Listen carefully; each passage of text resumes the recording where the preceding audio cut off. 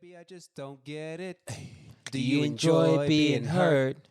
I know you smell the perfume, The makeup and on your his shit. shirt. You don't believe his story. You know that they're all lies. All lies. Bad as you are, you stick around.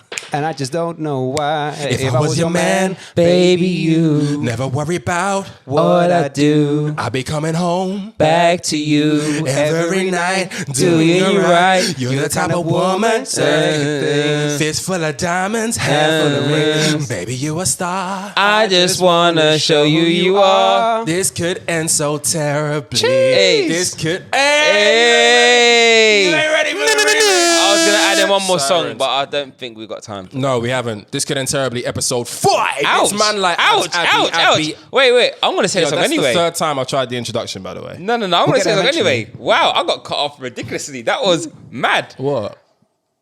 We bailed you out, bruv. 1. I hope. Here comes the 2 to the 3 to the 4. We can't. Sorry about that. This could end Continue. terribly. Episode 5. Ding-ding-ding. Man like Abby. Bow. Man like Abs. Man like Abby Ade. Man like Johnny V. Hello. Man like Zavi. How are Hi. you, gentlemen? Cold. This evening. I'm cold. So cold. This is my favourite time of every fortnight. Getting with the mandem. That's right.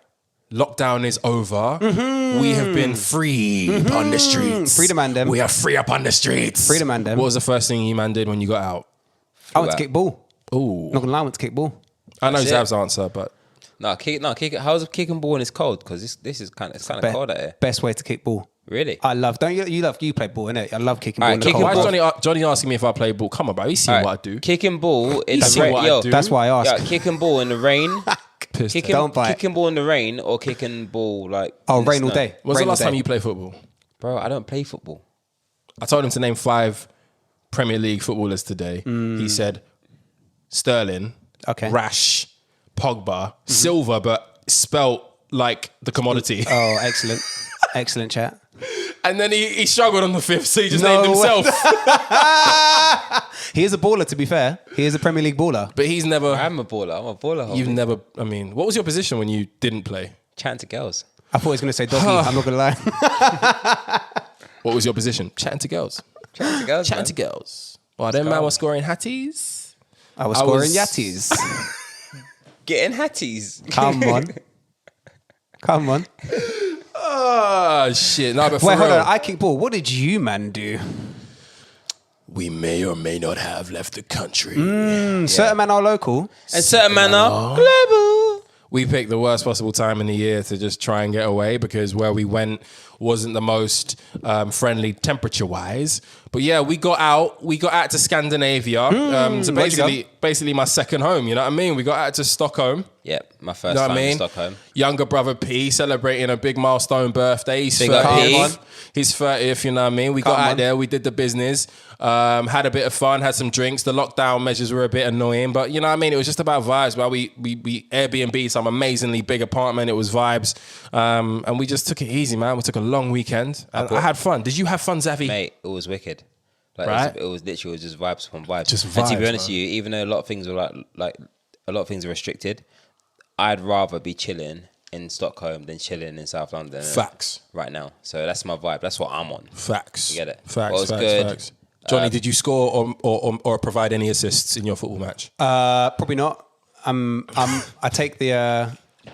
So for every, Probably not. for every, for every, for Hey, every, Johnny, for every, Johnny's a ref. for every Rio Ferdinand, there's a Vidic. I'm the Vidic. You got the Vidic haircut though Bro, right now. do you know what? I just love defending. I love lifting guys. Like 100%. He's clamping people in the air. Oh, you just 100%. reminded me. We need to talk about something. You mentioned Ferdinand. We're going to talk about Anton in a bit. But on the subject of football, we would be absolutely crazy out of our mind as at least 2 out of 3 avid, crazy Addicts. football nuts I'd say addicts. addicts I'm an addict, to so not it's pay homage and respects to one of the greatest El Rey. footballers to ever grace Rest Rey. in peace, man. this game. Dieguito. R.I.P. Diego Maradona.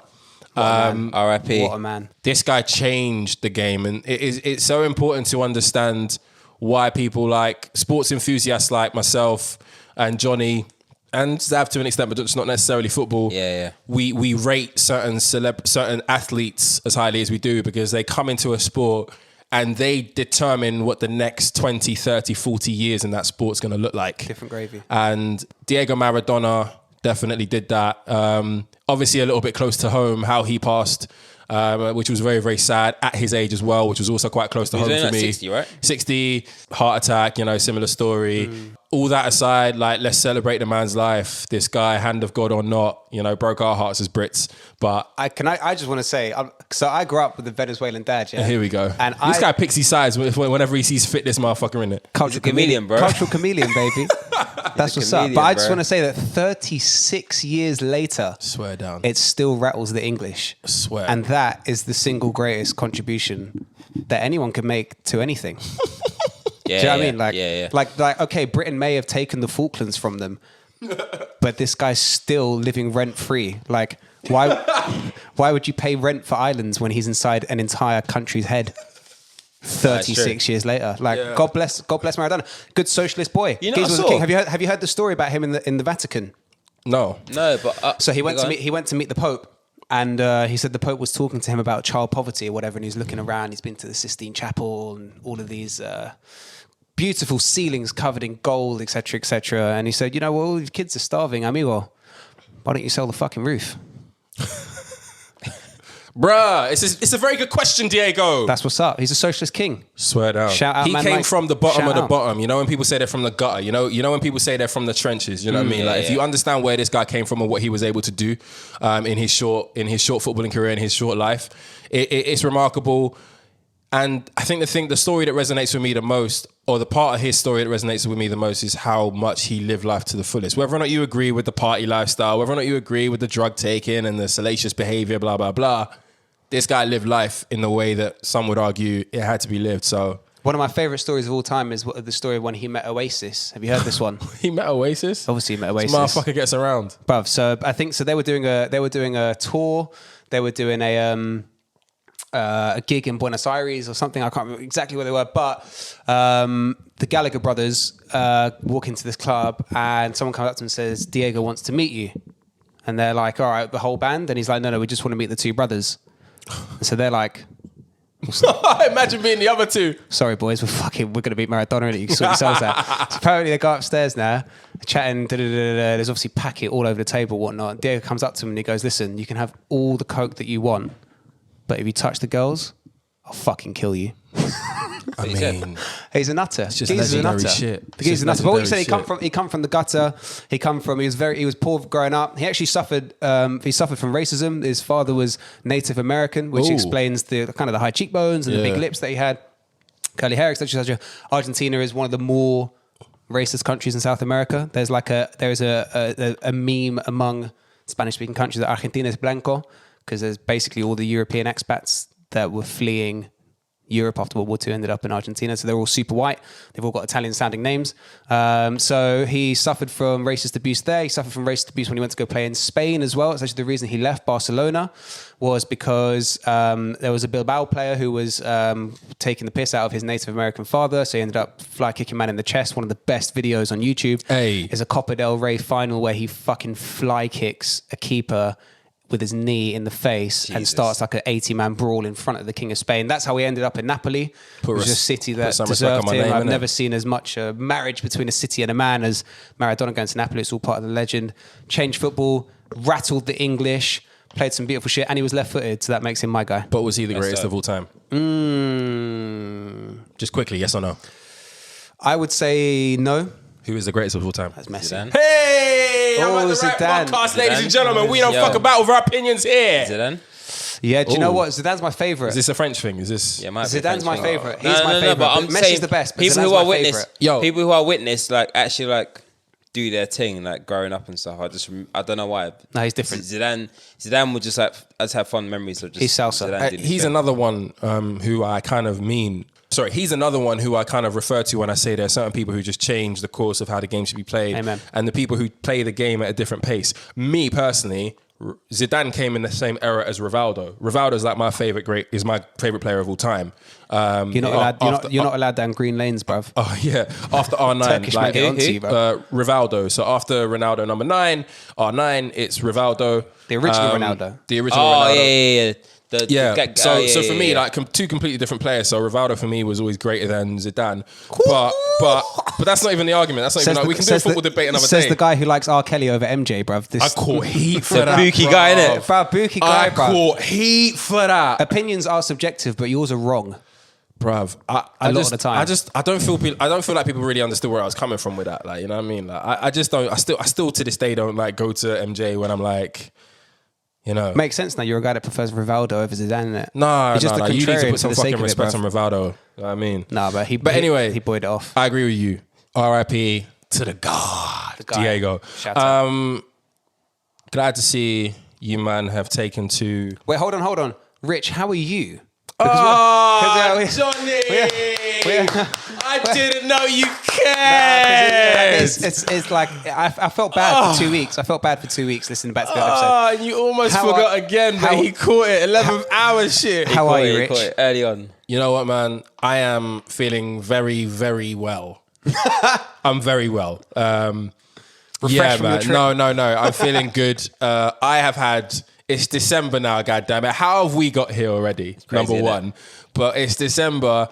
I don't really want to be that guy who links like fortune and favor to the years. I'm not going to be like, 2021 is going to be my year. I can't wait till we get over this. But yeah, man, without a doubt, this trip that we just did, I needed to just switch off. I needed to just constantly laugh for 4 fucking days with the mandem. Amen. And just talk about shit. Just talk about shit. That's right. Do you know what I mean? It's important. It was needed. So everybody who can, get the fuck away from your usual routine. Like, it's super important. Link up and chat shit. That's what's up. Man. I feel great. You know what I mean? I took the Nivea Q10 in my hand luggage. Trash. Do you know what I mean? Like, I used it out there. It was 2 degrees. That did not work out there, bro. Nah, but the Q10 worked for me. Nah, it didn't work out there. It worked for me. Man, I'm a lion, fam. No, it worked for me. Man, I'm a lion. Bro, when you went there, I tried some of that cream, bro. It didn't work. Nah, I'm just thinking right now. I'm to my Palmer's tub. Yeah, he's moved on to Palmer's. Wow, that's how you know certain men are doing major broadcast shows, isn't it? For real. No, but that's the cheapest, fam. That's the most common, fam. No, for real. You can smell a brother with cocoa butter on him when it was fast. You gotta get the fragrance-free stuff, bruv. In 2020, man. Man. I like the essence, bruv. No, we can't. I want you to smell my blackness, we man. can't have the cocoa nuts, man. I want you to smell my blackness when I come to the room. I want you to smell that blackness. You must have been stopped at arrivals trying to get that into Stockholm, bro. Man, you know what? No, they let me through. Smooth. Nah, but for real, I'm good. Thank you for asking. I hope our listeners are doing well. I hope that the lockdown period of a month and a bit wasn't too crazy. Big up all of my people in regional parts of the UK who don't have some of the freedoms that the rest of the UK currently have. Fuck Boris. Yeah, I mean, what can I say? Fuck Boris. This is the guy that you voted in to protect your interests. Let me know how that's going for you. But yeah, you'll be out soon. As we were talking about today, Boris seems to think that the lockdowns for the most part and the regional tier stuff is going to come to an end in February, which leans to us believing that that's going to be as a result of the vaccine rollout being very, very aggressive. Hang in there, everybody. We're hopefully going to be out on these streets doing the things that we love to do in no time. Fam, but are you doing a vaccine? Are you doing a vaccine thing? Not yet. Yeah, are you doing a vaccine thing? Not imminently. No. Like we said last time, I want to make sure man aren't chatting Russian before we take it, innit? Yeah. I'm thinking about it. Plus, we've got to go Lake District. So your views are kind of changed on it. What's happened? What's happened since? What was my views last time? You were like, I'm going to travel around the whole of the UK before I take a vaccine. No, that's what I'm saying. Like, I'm thinking about whether I'm taking this vaccine or not. Like, okay. I want to be probably one of the last peeps to take the vaccine. To be fair, I would love to know how to speak Russian. So I don't even really see it as a downside. Yeah, for those listening, there is absolutely no correlation between taking any of these vaccines and speaking Russian. So try your best to ignore Johnny when he gets. No, it makes sense, man. Basically, like if the vaccine has you moving mad, didn't it? Soyuz nezrushili. No, but for real. That random question. That made me laugh so much last time. If you could, you cut it out last time though. If there was one, did I? No, you didn't. No, you left it in my. No, bag. I left it. What the fuck? What the fuck? You cut out Monster Boy. That's what you cut out. There's too much singing in the beginning. Anyway, if there was one language that you definitely knew inside out or learned inside out as a result of taking the vaccine, which would it be? It'll probably be Mandarin or Japanese. Why? Why does everybody draw for that? Mandarin. China century. No, I think it'll be Japanese actually. Because Why? I would love to like have a hub there. A what? To be honest with you, like have a base in Tokyo. Interesting. Okay. Interesting. I'll go for Arabic. Oh, tell me For more. Arabic. I think it's a beautiful language, man. And I think it covers so much of the world. Yeah. Kind of already speak French and Spanish. So between French, Spanish, and English, that covers a lot of land mass of to the be fair, planet. you're right. Demographically, that makes sense. And then I like sunny places. Do you know what I mean? So like I'm definitely, like as jokes aside, I'm not going to learn Russian because it's fucking cold there most of the year and around all of those like cis states. But the Arabic speaking world's beautiful. And there's so many different places that you can do. You can go to all of the Maghreb. You can go to significant parts of sub-Saharan Africa. You can go to all of the Middle East. Yeah. It's hot as shit. Food's good. That's what's up. Yeah. I tell you what though. Anyone gonna ask me? Speaking, I'm gonna ask you 1 second. But on that, Arab, in terms of places to go to, what the fuck is going on in Dubai, bro? I mean, Too much. Like, as in, like, it's just everyone is just going to Dubai. My cousin went to Dubai last week basically Friday. It's basically bruv. like Magaluf, basically now. My brother went to Dubai last week Friday and came back on Monday. what? No, Dubai. no. That's a 7-hour flight, bro. Dubai. That's mad He chat. went for a weekend. That's mad chat. You can't do that. That's mad No, chat. you know, people do that all the time. It's mad. No, weekend. 7-hour flight, bruv. You can't do that. That's mad He chat. did. Rich, what language did you speak? Urdu. Interesting. Elaborate. I think it'd be hilarious when I just start speaking Urdu and just throwing off a lot of like Indian people in Whitechapel. The Bang- that's the- very- firstly, They won't know what to fucking do. They just see this darkie just speaking Urdu. Like they're they're just gonna- Bangladeshi. It'll be like, what? They're Bangladeshi. Who? People speak Urdu. No. It's northeastern India. So India then. Mainly Bangladesh. But anyway, But India. Semantics. I said India. But anyway, if I'm wrong, I mean, it's definitely India. But anyway. we'll find out in the comments. Oh, geography was never my strong point. Shit, let me Google real quick. No, I'm full chest. You backing it? Full chest. Correct me if I'm wrong. But yeah, no, just that'd be quite funny. No, but in all seriousness, I probably need to learn French because my little boy is like catching up on that shit. He's getting better than you already. Yeah, he's already better than me. Oh, so shit. at some point. But this brings up a really important topic that I wanted to talk to you, man, about. And we're not going to talk about lockdown forever, but one thing that we haven't really touched on is life after all of this. Now, there's no doubt that the vaccines and all of this stuff, the promises that come with this, are that life is going to be able to go back to normal somewhat. But I personally believe that there are so many repercussions and aftershocks and after effects of this period that we've been in this year that we're potentially going to see some pretty drastic changes in behavior across a few different topics. So I wanted to talk about what you man feel about like how we as people are going to change as a result of COVID-19. Now, the first tranche of that is working from home.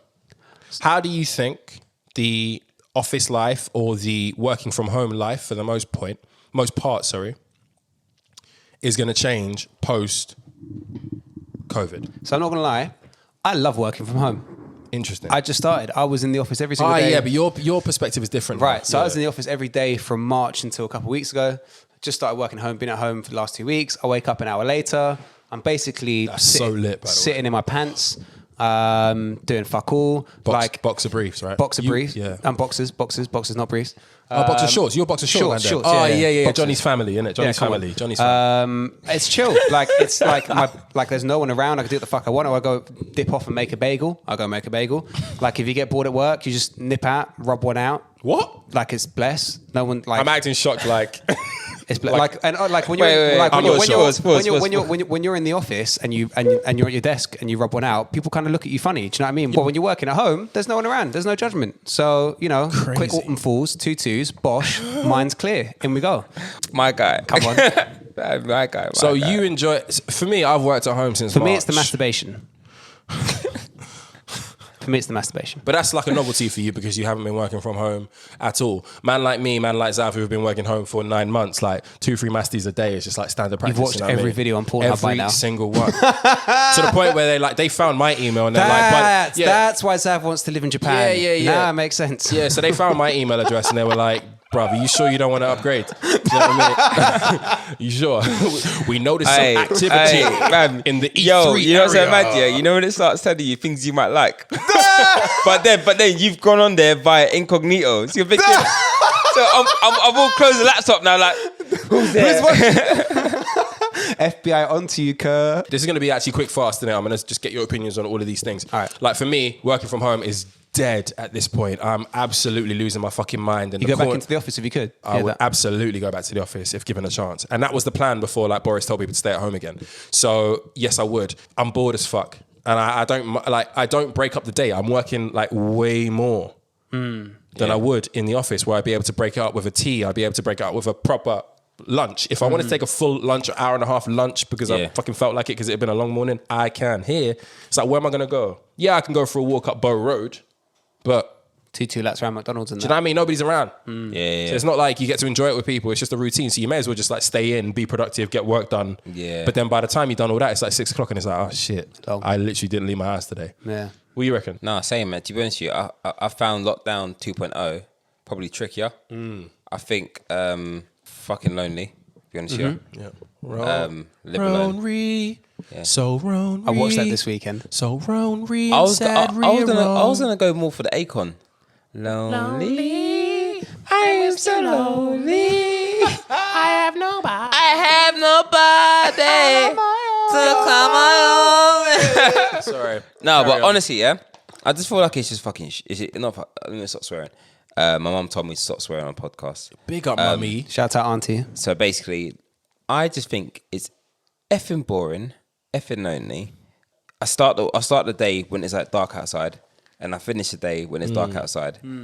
So I feel like that contrast versus lockdown 1.0 is just massively different. Would you reckon the office, before I move on to the next one, what do you think the office or the sort of corporate world's attitude towards working from the office is going to be? Do you think they're going to just rush everyone back into the office, or do you think more companies are going to be like, actually, this shit works, stay at home? Yeah, and I think it's the latter. Yeah, like I agree. basically. So just to finish off what I was saying quickly, I go into the office once a week just to sort of break up my week, have some sort of human interaction. Oh, so you don't have to?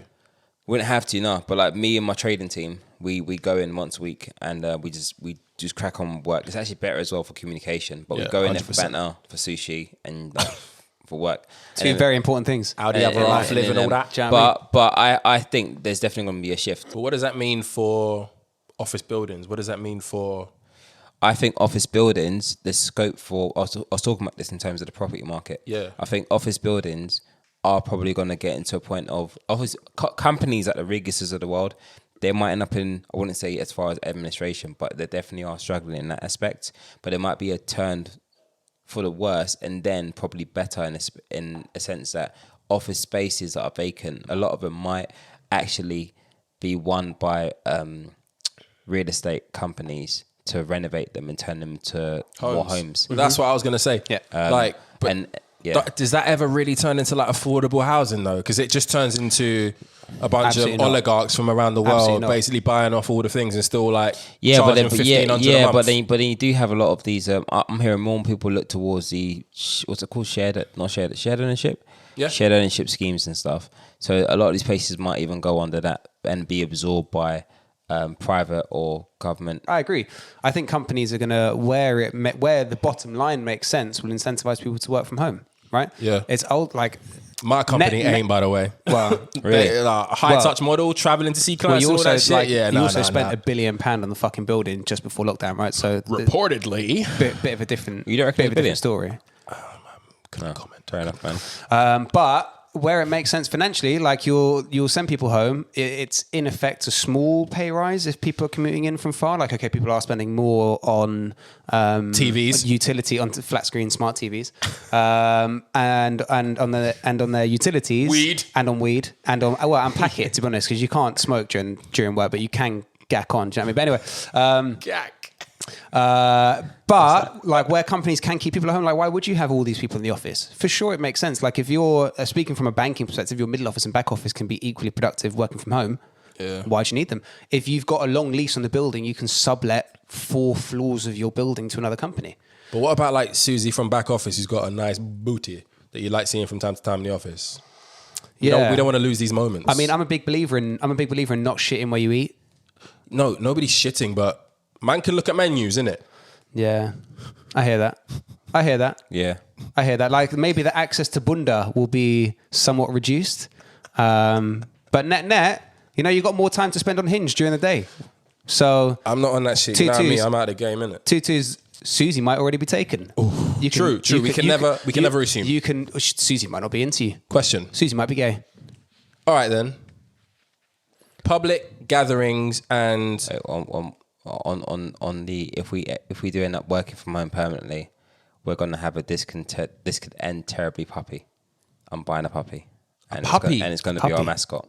ooh, What kind of puppy though? A French bulldog. Oh, I'm not in. Cocker spaniel. On a so cocker spaniel. apparently we got a fucking influencer on the podcast. Yeah. Only influencers by fucking French his name's bulldog. gonna Global be broadcast man. His name's gonna be Samo, and he might be here by like Samo? April 2021. What? This is upsetting. This could end terribly. This is very upsetting. I don't even know why. What is it with you Nigerians and not liking dogs? I don't know why What? he's saying. I don't know what. First of all, let's talk about the dog and the decision to buy one. Then we can talk about the racism towards my people. I'll have you know, my uncle is a vet. He loves him some canines. Shout out Dr. Kayabiade, goddammit. Shout out. Bruh, French bulldog, eh? Yeah, grey one or Mel. I'm not feeling it. Okay. I need a mate. You need a mate. All right, cool. Next one. Public gatherings. Public gatherings and human interaction. I'm bundling them both in because I personally think, just so you know where my head's at, that the tolerance level that's associated with general proximity between humans, the tolerance went down. Obviously, Okay. people were just fighting it. I wouldn't say fighting. I didn't ever see a fight, but the amount of bickering, like the amount of bickers and the amount of confrontations I saw between people in a queue at a cost cutter. Do you know what I mean? Like, you're too close to me, buddy, and you're not wearing a mask. That shit just shot through the roof. I saw that so many times. How do we think that's going to change? Do you think people are going to be as willing to go to festivals, to go to like, and we're going to talk about like the high street places like Debenhams, like big shopping malls, etc. Are people going to be R.I.P. Debenhams, by the way. Yeah, we're going to get onto that. But like, are people And Topshop. Yeah, are people going to be as brave? Yeah, look, I think when the risk of catching a life-threatening disease is materially removed by the presence of a vaccine, people aren't going to be scrapping in cost cutter for standing too close anymore. Like, if you nick the last magic sponges for 40p from me, I'm going to bang you in the face. But like, I will get close enough to catch a virus from you because there's a fucking vaccine for it. I don't really give a shit. So I think actually we're going to end up something in a situation post Spanish influenza, post World War II, throughout recent human history, whether there's been a massive either economic depression or a period of mass infirmity or whatever, society has rebounded in excess. So you saw that after the Wall Street crash in the teens, we had the roaring 20s. And then we had World War II ended in the 40s, rebuilt through the opulent 50s and the 60s. Something similar towards kind of the end of the dot-com bubble in 2000s, and then the teens were, up to 2008 really, but there was a decade of roaring success, etc., etc. I think we're going to go through that. I think the planet is effectively going to turn into a fucking orgy because everyone's been... Sounds lovely. Everyone's been told to keep hands off for the last year. And Nobody's been fucking paying attention to that shit. People have been getting maybe jiggy. Maybe. People say jiggy? Getting jiggy with it. Come on. But I think people are just going to pop off. I'd like, fucking hell, the first time I'm allowed to go back down the lane, I'm getting nicked. For you. 100%. I'm kicking off. The first time that there's 60,000 For down the our lane. listeners, the lane is White Hart Lane. It's White Hart Lane. First time I'm allowed to go to, Rich. First time I'm allowed to go to a football game, I'm fucking having it, mate. Are you nuts? I'm going down to Bricklayers, which is a proper old boozer outside White Hart Lane, and I'm fucking having it. And I think a lot of people will be the same. I think there's going to be like a mass burst of energy that everyone's been contained for the last year. Yeah. We're not going to waste time anymore. What do you reckon? In terms You of going to wireless? I'm definitely going wireless. Oh shit. Just for old time's sake. No, to be honest, I'm not going wireless. Wireless is like for young G's now. Yeah, no, but festivals, you know what I mean? Yeah, I'm definitely going festivals. Glastonbury and that. Way out west. 100%. Ooh. That's the only festival I'm going to. I shouldn't even said that on the podcast, innit? We don't want too You many just bait it people. up. Yeah, no, we don't want too many people. Thank you, Abiade. I'm sorry. What is Way Out West? Ooh, we'll talk about it. Am I one of those guys? Offline. For everybody else, do your Googles, innit? Do your Googles. We'll tell Johnny off, innit? We don't want all of the ends ending up where this festival is like you are in fucking Wireless and you are in fucking Dubai at the moment. Yeah. If you don't mind, this Or what's that one called? Afro Nation. Sacred. Afro Nation's all right, though. I was going to roll to Afro Nation next year. I was feeling that. I'm not gonna lie. I'm feeling that one. Well, in Portugal. 3 years ago. Are you in Portugal? Portimao. Oh, wait. No, I'm getting Afro Nation and Afro Punk mixed up. I went to Afro Afro Punk. Punk's dope. Afro Punk is dope. In Paris. In Paris? I didn't go to the Paris one. I went to the one in London. They opened up Printworks. Okay. For in Surrey Afropunk. Keys? Yeah, exactly. 2 years ago or 3 years ago, I went to Afropunk there. But Afro Nation, I didn't go. That beach, I know that beach though. Like where Afro Nation is. In Portimao. Yeah, bruv. That's where me and the missus like met. Cheese. That's when we met. We know that beach. We know that ends proper. We are heartbroken that everybody goes there every year now because it's just like, it's just going to make life Are you one of difficult those for the haters? people. Are you one of those? I knew it first. No. I was there before they meant to. No. I read the book first. I was there and I saw that film first. I tried Like, to- before The book's it was better. Cool. Like, in fact, and do you know what? It's even worse because I used to listen to Burna Boy before he was famous, and now like not only are people listening to Burna Boy, but they're going and listening to on the beach that I met my missus. Do you know what I mean? Like, I deserve this. That was a great accent. I deserve this. I don't Yo, know we what need to get accent it Richard was. to act. What accent are we going to get Richard to do today? oh, This is disrespect. we're going Welsh. Yes. I don't understand why there's. You don't even let me get it off, though, innit? Like, No, you're going somewhere with it. You don't even let me get it No, off. no, you're going somewhere. I don't understand why there's a full lockdown. It's they're opening the pubs, but they're not letting us have alcohol.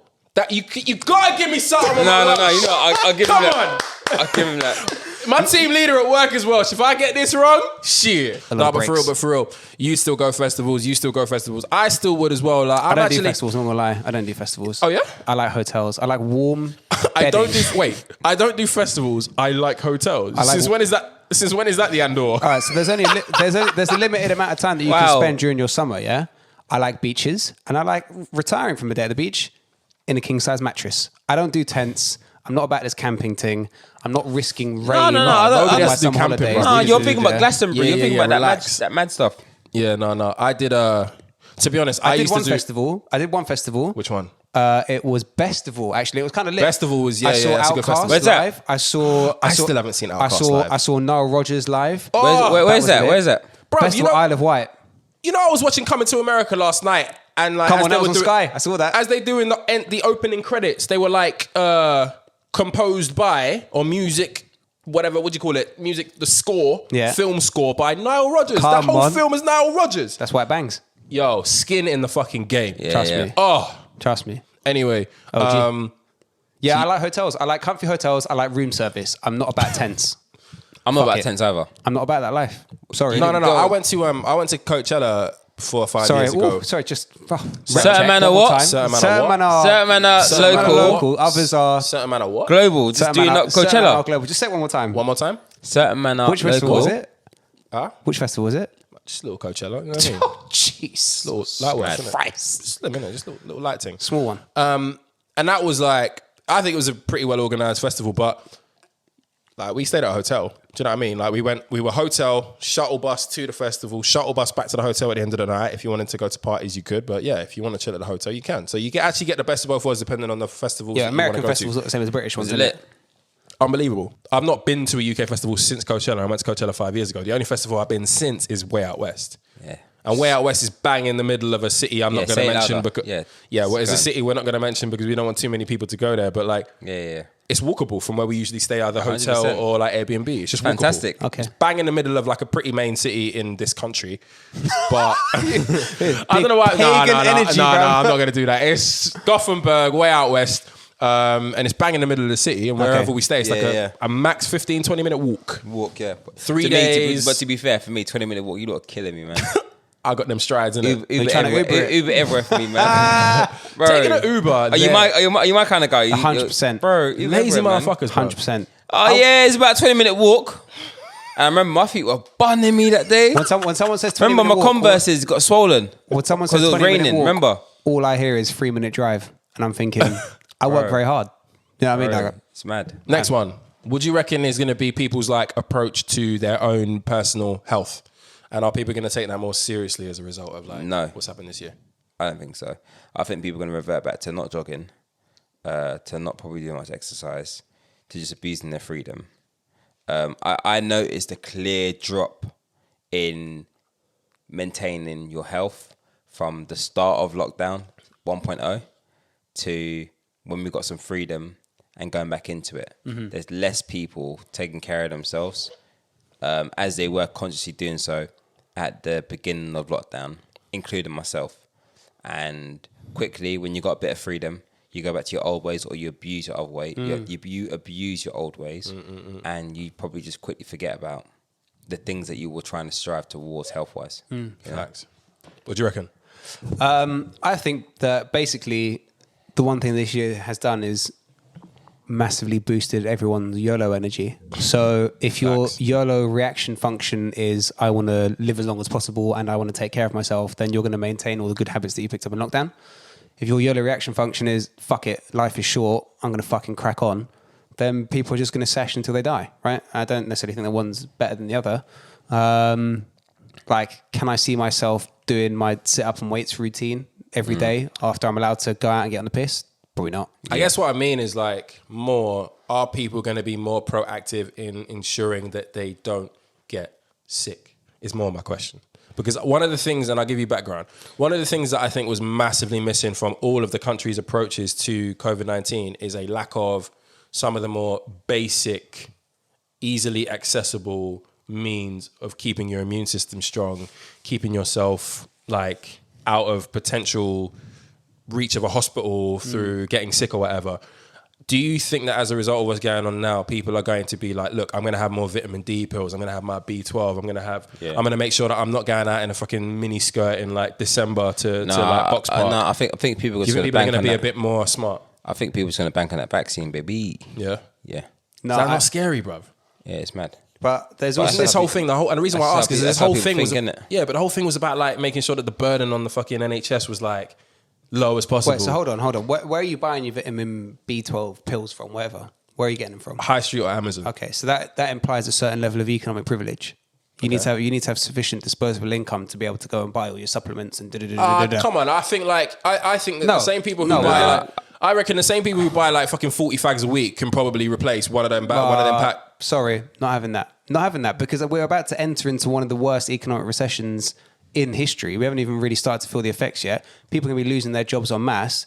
Eating healthily is, as a product of economic privilege, is a lot easier to eat shit for cheap from Iceland. I get that 100%. So where are you going to afford to be able to buy your vitamins from? I'm not talking about the majority of people. The organic versus cheap food argument. I'm with you on that 100%. But I do think that there are ways that people can ensure that their immune system and their overall general health is more of a priority to ensure that they get sick less and their chances of getting sick are less. And that has nothing to do with, there are some basic things you can do irrespective of your socioeconomic situation. Okay. If people have the time and they're not taking care of kids and they aren't working 2 jobs, you'd hope that they can fit in a walk in and amongst their daily schedule. But ultimately, health is a privilege, right? Health is a privilege. Tell me more. Let's get into this. I like this. Yeah, so firstly, like, based on the precondition that you aren't born with any existing health issues, which means that you can go out and go for a walk, or you live somewhere nice enough that you're not going to get fucking stabbed if you go out for a walk after you've done your double shift at work or whatever, etc., etc. Say, for example, that you're not already going to a food bank, even though like we've got millions of people who go to food banks in this country, even though they've already got jobs. Let's presume that you aren't, one of those people who's working a job and isn't on a handout, and that your wage actually covers a decent sustenance and whatever. It's not necessarily the easiest thing for you to spend whatever little energy you've got from working your job or looking for a job or taking care of your kids or whatever to maintain your health.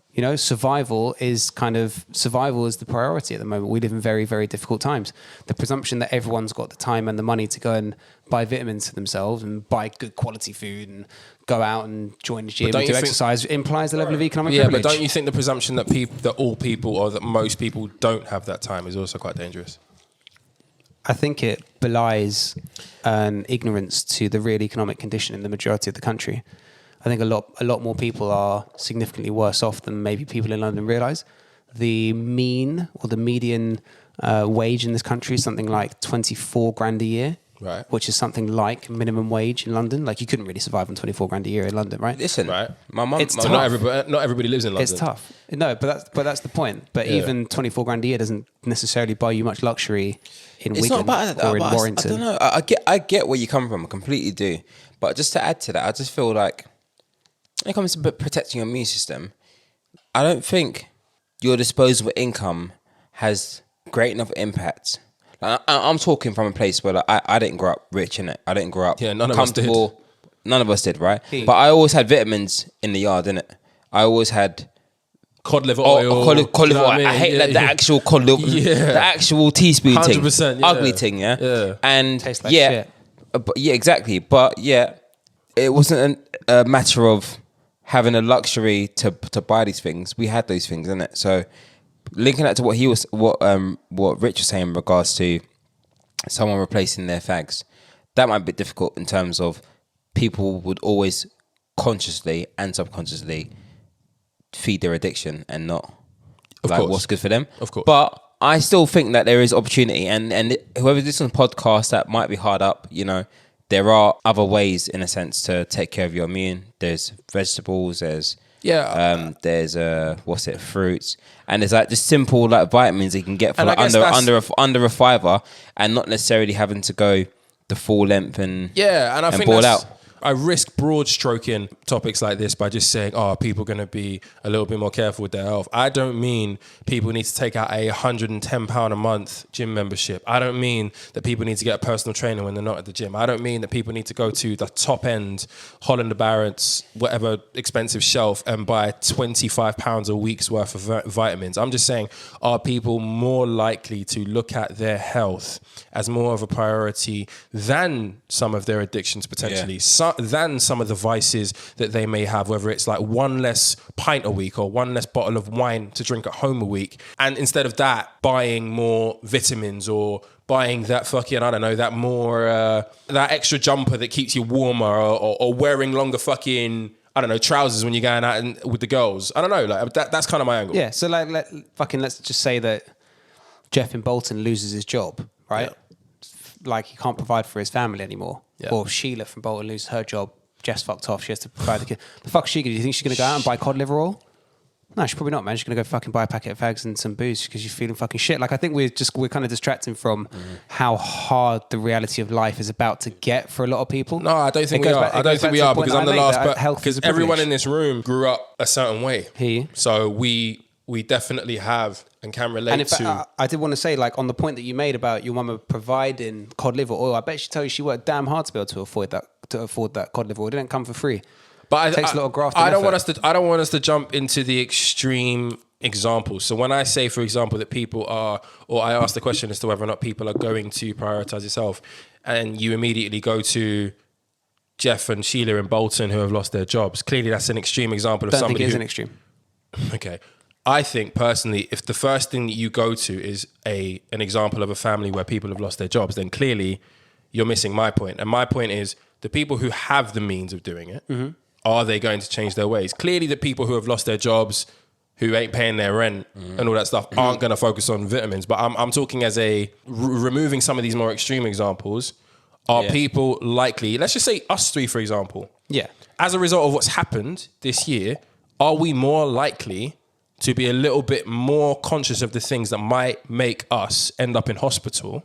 Yeah. Or with the sniffles or with a cold or whatever? Are we likely to be more proactive in avoiding that stuff now than we were a year ago? That's kind of my point. Yeah, I think we are. Yeah, and I agree. Yeah. I think all three of us are in relatively comfortable economic situations. But I think all three of us probably a bit more conscious of these things. Once those vaccines start kicking in on a broad level, I think people are going to be a lot more relaxed and chillaxed about stuff. I agree with you, actually, which is a shame, man, because there's going to be they're fucking unstoppable. Because I do think like this whole exercise in the last, well, not really an exercise, this whole thing has really given us a reminder of what happened. I mean, even little things like the fact that nobody was outside and what it's meant to like greeneries all around the world and like what it's meant to like, you know, animals and all this other stuff has really, really shown that like humans 9 times out of 10 are a massive, massive problem in the grand scheme. Venice is beautiful now. You can actually see the river and shit. But do you feel me? We really are the fucking problem in the grand scheme of things. So if we come out of this and we're not changed, then this is a massive, massive opportunity lost. So I personally you know, I was never a big vitamins taker, but you might know me. Like I've always been I've always played ball. Like I've always been super active. Like so for me, like, and I've always had a strong immune system. And I know I'm in the minority. I don't know if I'm in the minority, but it feels like at times like I'm in the minority with how strong my immune system is at sometimes. Yeah. But even with my strong immunity, like taking your supplements and doing all these things that you can do, which you know, it's not crazy. Like I think I bought 2 years worth of vitamin D and vitamin. You're such an uncle, fam. Bro, I just saw a deal. I just saw a deal. You hear that? I saw a deal. It was a good deal. No, but that's the good deal. But that's the point. We're talking about like how hard up it is for people. You've got to find these deals, right? Because buying it means in that bulk. Yeah, if you can know, like you buy in bulk because you know that it's going to last you long, and it's almost recession proof if you buy in bulk and if you buy cheap as early as you can when you have the means, right? So that's kind of my thing. If people aren't changing their behaviors and doing whatever they can to avoid the hospital and just running around willy-nilly, putting whatever fucking down their gob, putting whatever in their nose, not dressing appropriately, not taking and the food thing, you know, clearly whatever you can afford to eat is down to your circumstances, and I'm very, very sensitive to that. But doing what we can to avoid, I'm interested to see how people shift, or if there is at all a shift towards how people approach their own personal health. From a mental health standpoint, I think there's definitely going to be like a massive snowball effect after we come out this lockdown. Yeah. Especially after lockdown 2.0. I feel like there's been a lot more.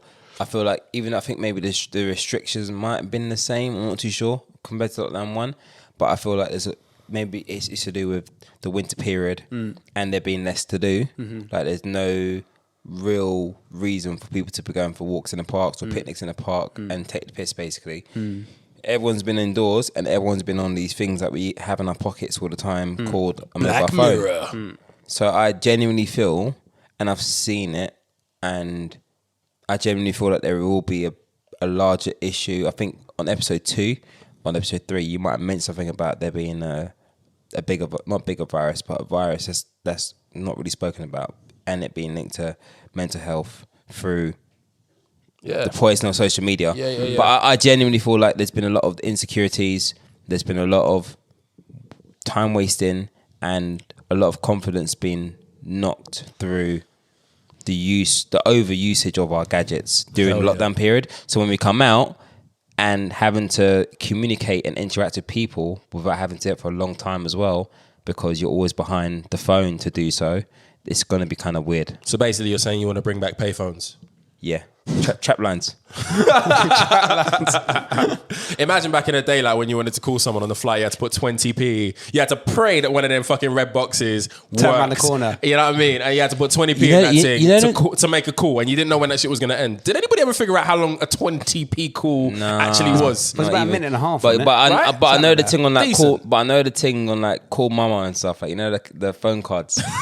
When my mum used to send me to shop to go and get the phone cards, hard. I know how many minutes are on that thing, fam. Yo, phone cards. Zav, here's £10. Bro, there's still a thing, you know. But people see call more. 100%. But there's WhatsApp though. There's WhatsApp call. You can call internationally. What but it depends. It depends where you're calling, because if you're trying to call like a landline in like certain African countries, that's better than trying to call a country that has shit Wi-Fi.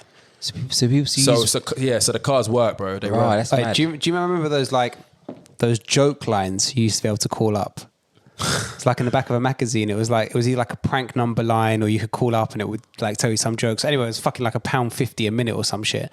And my old man gave me a tenner to go like top up my phone, and I must have like been on one of those lines for like 6 minutes because there's some fucking old geezer telling fart jokes, and I was like 12 years old. And it's the funniest thing I've ever heard in my life. When I tell you, when the bill came, the fucking card was done the same evening, innit? Oh boy. It was fuego. I once got done with one of them hotlines where you could win like a stash of like Liverpool figurines for all of your heroes. It's like I saw you coming. Yeah, Stan Collymore, Robbie Fowler era, and they got these little figurines, and they're like, if you call up and you answer this question. So what I did was I kept on calling the number, hoping that the question that I knew the answer to would come back again. But it never came back. I'd make like 20, 30 calls and that question would not come back around again. I was ready to answer the question, but it never came. When the bill came, it was like £100. I got lashings to my backside. Beatings. Lashings. My daddy saw the bill. He was like, who the fuck is calling 080 45 numbers in this house? I was like, Wait, hold on. Beat your kids, yes or no?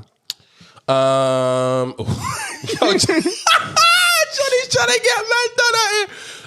I say you better tread carefully, my son. Carefully. I'll go first. I got licks, man. I got Okay, licks. go. I got licks. I got Yeah. licks. Yeah, I got licks. And look, man, I turned out wonderfully. Like, look at me. Yeah, but you know what it is, yeah? I got licks, yeah? To the point where like I didn't feel him anymore. And then my mom was like, Well, what's the worst and then beating my you mom got? was like, What's the listen. worst beating you got? Listen, I'll get to that. Okay. But like, I got beats yeah, until I didn't feel him anymore. And then my mom was like, oh, so you're fighting me? That's the one you hear. You know when I'm blocking the hit, yeah? Oh, so you're fighting back. Yes. My mom will call the police, fam. What? It's a joke, fam. All I'm doing is blocking myself and defending myself. I'm literally putting my hand above my face to defend my face. I knew. I'm not gonna lie. I knew some of my peers, some Nigerian kids who, when they got beat by their parents, their parents made them say thank you. Oh. Say thank you. You're lucky I didn't beat you more. Say thank you. I was like, yo, that is kidding fucked. me? Are you kidding me? You know what? They made That's you mad. say thanks. That's mad. Crazy. I think that it's all You just about- got to look at the Ken that's I sitting think, on top of the shelf, innit? Yo. We got to look at that one time you start reading the Bible. Bro, listen. Like, Job's a great story with the whole hives. telling you, man. Oh, it's mad. Auntie, I'm sorry, innit? Sorry. Did you get licks? I think, yeah. I got licks. You licks, not yeah? from auntie, from my mama though. I got it double bad, yeah, because like, so obviously mumsy's like white as fish and chips, yeah, but dad was Venezuelan, right? So obviously Latinos beat their kids. White people don't really do that. They just like, they're like, call me Jeff and it's blessed. We'll get on. We'll be friends and we'll swear can it. talk it out. We'll swear at each other. It's fine. Like anyway, so my like dad's family is super Venezuelan. Obviously beat your kids. Mumsy's like wouldn't really do that. So like I had the worst of both worlds because my mum learned to beat her kids from a Venezuelan, right? So she basically took a Venezuelan approach with white people utensils. And obviously different races have got different ways of doing it. Yeah? Like Indians. Wheel up. A Venezuelan approach with white utensils. No, because there's themes in it. That's fucking nuts. There's themes in it, like ethnic trends, right? So Indians get done with a slipper, Africans get done with a belt. I never got the slipper, Caribbeans you know? do whatever. My mum beat me with a horsewhip. Whoa. That's what's up. That's Whoa. white people's tools, isn't it? White people got them things. Where like did your in mum the house. even get a horse from? She's white. Did innit? you She guys have rides horses? That's Can I be honest? That's what white people do. It's actually really quite refreshing to hear like an older white woman beating their white kid because like. And that's an OG tool as well. Do you know how many I didn't times get that. Do you know how many times I'm on like the bus or I'm on the tube and I see like a little shitty 9-10-year-old like giving their parents lip. Kevin chatting shit. Yeah. They're giving their parents lip and I'm just like, if that was me growing up. Yo, do you remember the ear twist? I got the ear twists. I got the belt. I got it all, Yo, quick story on the belt, yeah? So boom, true story, yeah? Never got the belt. That True story, yeah? That's a wide surface area as well. Yo, listen. I deserve the horse. Mumsy would only do it special occasion. I deserve. So you know, so funny. True story, yeah. That's quite funny because it's actually quite relevant to this podcast last episode. I was about 6 years old, and I asked my cousin, who I had 2 albums in my hand. I had MJ and I had R. Kelly. And no way. No, dead serious. I mean, dead serious. That was smooth. I was 6 years old, didn't it? Literally. I was like MJ. I had the 2 albums. We used to have loads of CDs in the house. I used to I grew up with music, innit? Okay. And I was a massive MJ fan. Anyway, so I said to my cousin, this is way before there was any scandals or anything like that about any of them. And then I asked, which one do you prefer? And my cousin said he prefers R. Kelly. And then I said, well, I don't effing care. And then my cousin just walked out of the room and told my sister. My sister then told my mum who was working. My mum came home from work. She just sat down calmly and said, "Right, Zav." That's the worst one. There's no rage in the beating. When there's rage in the beating, you can wear it. Listen, I'll live my best life, and I hope my cousin hears this as well. 'Cause, like, listen, I'm still thinking about that shit. And then my mum just calmly sat down. Mum calmly sat down and was like, "Right, Zav, go and get your belt." I was thinking to myself, she made you pick the belt. That's an L. That's an L. So basically, pick your weapon of choice. Pick your pick your It's all mad. So basically, I've gone to my we had like an old we had like a second-hand wardrobe, innit? Like an old one, yeah. So I remember it was like on the side, it was like a glass little box thing. I picked out the soft, the fabric belt. Mm-hmm. My church belt, I had 2 in it. One was fabric in it. Okay. So I've gone with the fabric one. I brought it back to my mum. Do you know what the deal is? You know what the deal is? No, but I'm still kind of like bamboozled. Cause I don't know what's going on, fam. I even forgot I said that. I was like 4 hours ago. You poor sweet child. And then, so then I brought that. Mum was like, no. Go back and get your church belt. Mum's is on smoke. I went to go and get the proper belt, and then my mum told me, remove your PJs. You got the bare ass beating. The worst part about this is just how composed your mother sounds right now. Yeah. My mom was tired, man. My mom finished a full day of work, and she's like, I got to deal, and now I got to deal with this little shit, so they doesn't get me in trouble by going to primary school and swearing and thinking it's okay. Oh God, time, go and get the bell. But you know what's so mad? You know one thing that always stuck with me. My mum, is like so well spoken, like she's so softly spoken, but whenever she had that belt on her hand, or whenever she was active, she was star. Rage. No, she was star. So that means, I feel uncomfortable laughing at this. Listen, I used to have like, for example, one word, she's getting at least 3 licks out of one word, isn't it? Is that what happened in your house? No. Yo, why am I doing an African accent? Mom's from the Caribbean. Well, you know what I mean, though? Like, yo, I didn't know it was a Caribbean thing as well. But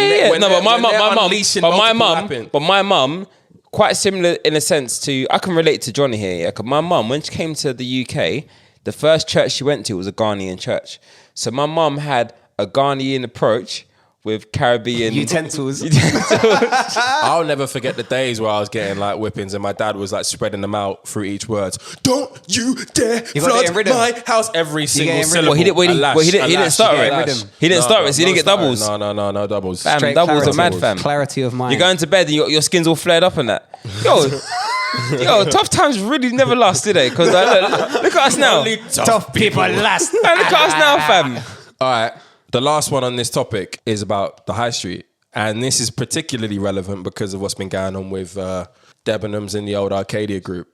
Obviously, we know that the likes of Amazon have kind of taken over the world post-lockdown because of their ability to service people the way that they do. Mm-hmm. And this has had massively adverse effects on the high street. Shops have been closing left, right and centre. But the most recent thing has been Phil Green and his Arcadia group going into administration, Debenhams going into administration.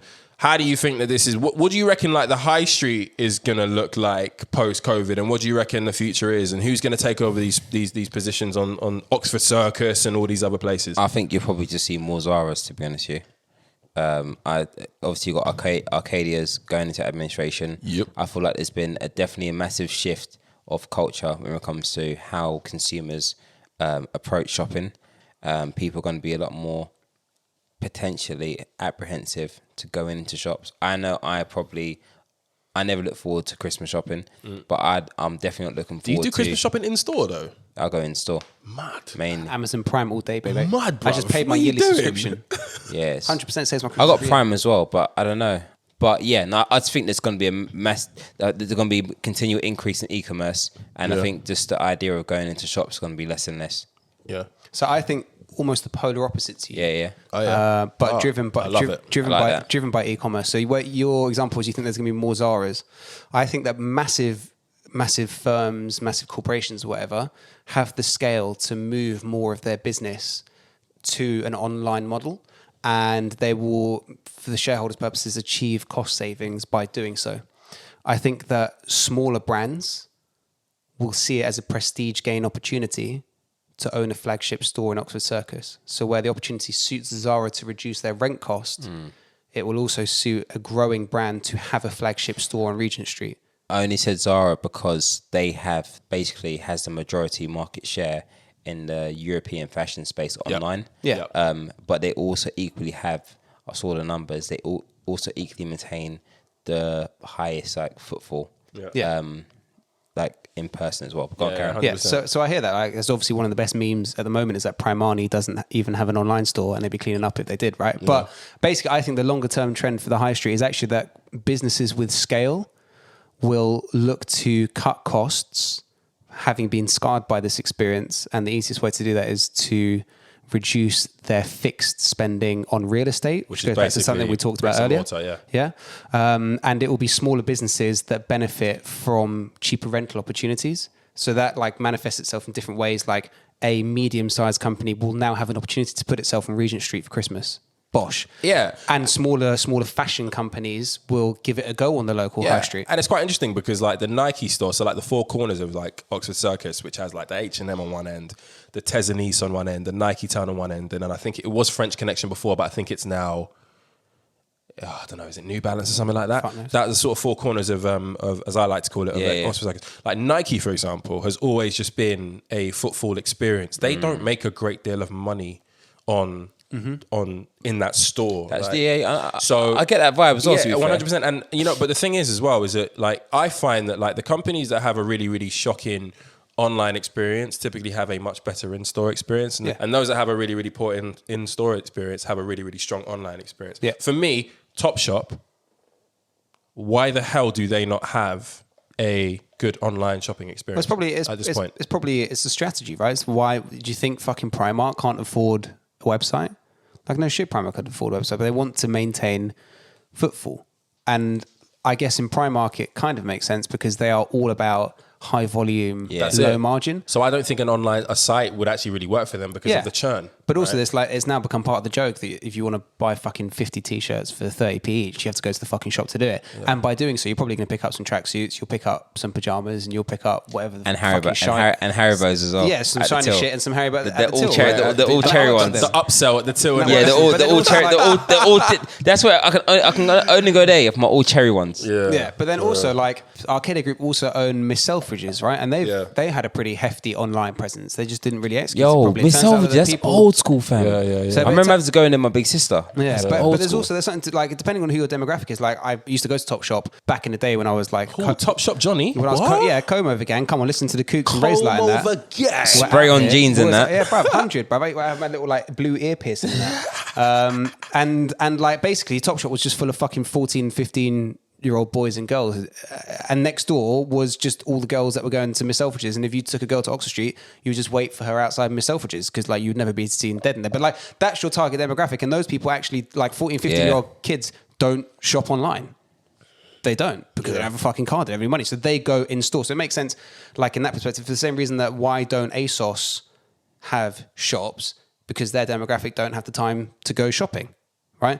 And I think this is where the opportunity comes. I think that all of this real estate, which is an enormous cost for a shit ton of companies that are now looking to drive costs down, they'll just vacate. And all these smaller places that want a growth opportunity or prestige or a marketing opportunity will just rent Regent Street for 2 months a year. Do you reckon Amazon's going to go to the high street? So Amazon have started doing supermarkets in Seattle. Ooh, how's that been going? That's been going on for a minute now. So like Amazon Fresh, all that shit. Yeah. Oh, so they've got actual supermarkets. So like Amazon, so Prime now have had a relationship in this country with Morrison's for a minute. So they kind of basically copied the Ocado Waitrose thing. But in Seattle, they've had basically self-checkout supermarkets. So when you drop something in your basket, it scans it automatically. I think that's a model that could work for them going forward. Yeah, this is all very, very interesting. I think we'd be remiss as a podcast to not wrap this particular conversation by saying support local businesses for sure. Support local businesses. Local brands, musicians, and podcasts. 100%, 100%. All these problems that these big old established brands that have been getting fat for decades and generations aren't really the problems of your average person. Support local, support your local brands. Keep your trainers and your clothing for that little bit longer. Fast fashion sucks. Give it to a charity shop when you're done with it as well. PLT and all you brands who are selling shirts and skirts and things for 9p, 10p, 15p. It's a horrible gimmick, and better examples need to be Pay your damn staff properly as well. Pay your staff before you start like selling things for like 10p. Trust me. Bunch of weirdos. But good talk, lads. I fucking enjoyed that, man. Decent. The range. So what's been going on in the Twitter sphere, Johnny boy? Do you know what? I just read a tweet. I think it's quite funny. So check this. Shit. My fiance and I live together. I own the house. It's paid off, and he pays me $500 a month. Oh. He thinks once we get married, he shouldn't have to pay rent anymore, and we should split the bills evenly. What do you think? Yo, she's moving mad, bruv. And we split the bills evenly. So basically, she owns the house, and he's saying to her, now that they're getting married, he shouldn't have to pay rent for the house anymore. There's so many angles to approach this on, but my initial gut reaction is she's moving mad, bruv. Why is she moving mad? Because like She owns the house. It's her house. Yeah, no, but they didn't buy it together. But should she be treating her soon-to-be husband as like some sort of like tenant? Do you know what I mean? Like she's the landlord. Do you know what I mean? But she is the landlord. She owns the house. Yeah, but she's also the wife. You know what I mean? So technically speaking, as a result of their marriage, it's kind of his too. Is it? I mean, is it? If we flip the fucking sides, you know how it goes the other way around. Oh, yes. I mean, are we pudding or are we pudding, lads? Nah, it's true, man. I don't know. I think she's in her rights. All right, tell me more. Well, she owns the house. She's paid off the majority of it herself. Right. And just because they're getting married doesn't mean that she's giving up ownership of the property as such. In the same way that guys always complain, like, fucking hell, I go to work and I bought the house, and then when we get divorced, she gets to take half of it without doing any fucking work. It was my fucking house when I bought it and she moved in, right? But how many of them men are like charging their wives rent on their way to the divorce? Well, I mean, his $500 contribution could just go towards the bills. Like, when she says we should split the bills evenly, why should he not have to pay a contribution just because they get married? But if she wasn't married to him, she'd be paying them bills herself, no? Then he also wouldn't have anywhere to live. He'd He'd be paying his own bills in his own right somewhere else. Right. But she'd still have those bills. It seems as though the cash that he would be paying for bills, etc., is basically cash in her pocket. She should have some payment in the overall upkeep of her house. When you take on a mortgage, you're not just taking on the mortgage, you're taking on the bills and you're taking all this other shit. Yeah. Like offsetting that onto your poor husband or your husband to be is a bit like No, I don't know. I I don't want to meet her. I think the bills should be split evenly plus £500 a month to him. Like, she's probably paid. I don't know the backstory. I've literally just seen this tweet. Yeah. And it's popping off on the TL. But like, they should split the bills. And I don't think it's unfair that he pays more. Maybe I she bought the misunderstood house. the tweet. Maybe I misunderstood the tweet. So is she paying now that the mortgage is paid? So everything It's now paid. It is now paid off. mortgage is But paid does off. it make a difference to you if it wasn't paid off? Well, yeah, because if she's still paying for the mortgage, right? If she's still paying money towards the mortgage, then it's not on her to just pay everything. He clearly has to do some or put some contributions into the overall upkeep of the house. However, if the only outgoings in the upkeeps of this house now that the mortgage is paid is the bills and utilities, then surely that should be a split. Otherwise, she's just living her life fucking But why free. should she have paid off an entire house so that they can split the bills together? Because she would equally? have done that anyway. But he Feel wouldn't me? have had somewhere to live the entire time. No, but irrespective of him, He'd have been paying rent She would have somewhere. been. She had to pay her mortgage. When you take out a mortgage, you're going to pay that shit back. Sure, so. but she has ownership of the house. He doesn't have ownership of shit. So he'd have had to pay rent somewhere.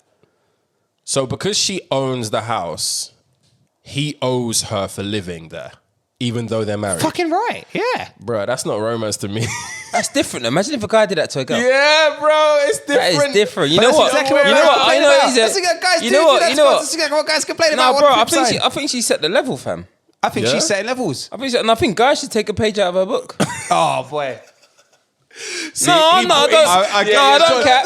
You suck Johnny in with that one, innit? No, I Johnny don't was care. like, yeah, I got him. I ain't got him.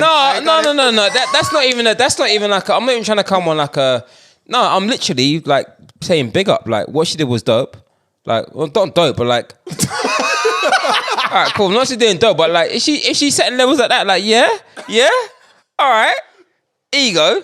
Hey, How would you feel if you were about to marry a lady who had paid her mortgage off? So basically, like, she's done her bit, amazing. She's got a house. She bought paid a house for you to whatever. live in. But she's like, you pay all the bills. That's not what she's saying.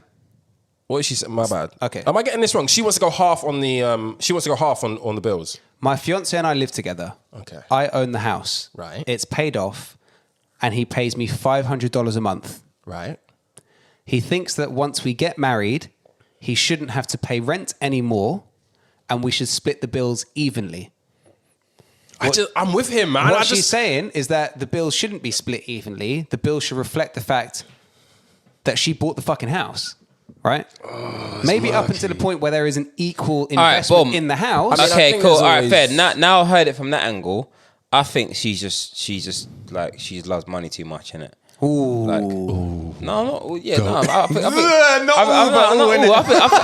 No, back it. I think she loves money too much, fam. No, it's true, fam. Think about it. Imagine if you love someone, yeah, you marry them, yeah. Yeah. You're living, you paid off the mortgage and that, yeah. One, the fact that you're making them pay bills, yeah. Do you pay this bill? Do you pay this bill? Yeah, that's out of order, man. I can imagine if it was like her boyfriend or something like that. Yeah, Yeah, exactly, like- that's different, isn't it? But marriage, like, bro. marriage is kind of tough, innit? Yeah. But if you're moving like that, man, them Do your thing, innit? Do your thing. The gloves Wait, are hold on. off. So I see one tweet. Release here. the thing. So, Huh? so you know, there's always a most popular tweet under the thing. Yeah. Yeah. Quote: hashtag Trump's a whiny little bitch is the name of the account. Oh. I'm feeling it already. No need to charge rent, comma, but do get a prenuptial to protect your premarital assets.